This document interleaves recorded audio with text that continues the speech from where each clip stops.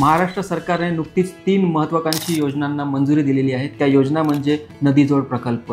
पहिली योजना आहे वैनगंगा नदी ते नळगंगा नदी जोड प्रकल्प, दुसरी योजना आहे मराठवाडा वॉटर ग्रिडची आणि तिसरी जी आहे नार पार आणि गिरणा नदी जोड प्रकल्प।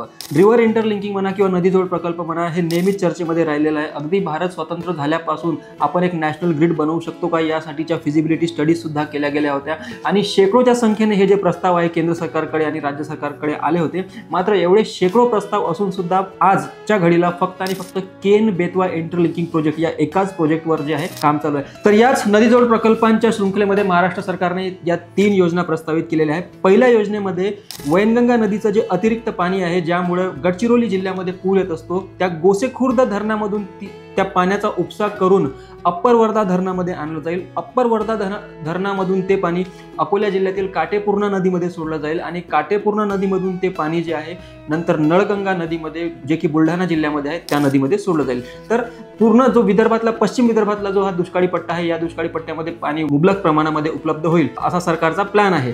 तर या पूर्ण प्रकल्पासाठी अंदाजित 85,000 कोटी रुपये प्रस्तावित आहे आणि या प्रकल्पामध्ये 427 किलोमीटरची लांबी आहे ज्यामध्ये कॅनल्स असणार आहे, ज्यामध्ये पाईपलाईन असणार आहे आणि ज्यामध्ये लिफ्ट इरिगेशन प्रोजेक्ट असणार आहे। दुसरा जो महत्त्वाकांक्षी प्रोजेक्ट आहे तो मराठवाडा वॉटर ग्रिडचा आहे।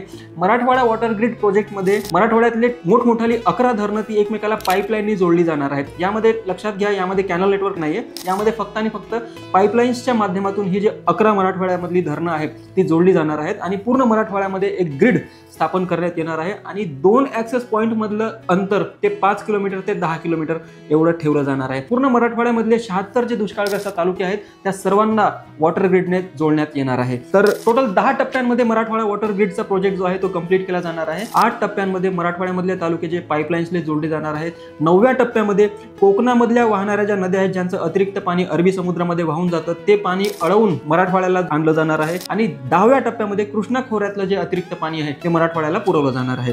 यानंतरचा जो महत्त्वाचा प्रोजेक्ट आहे तो नार पार आणि गिरणा नदी जोड प्रोजेक्ट आहे।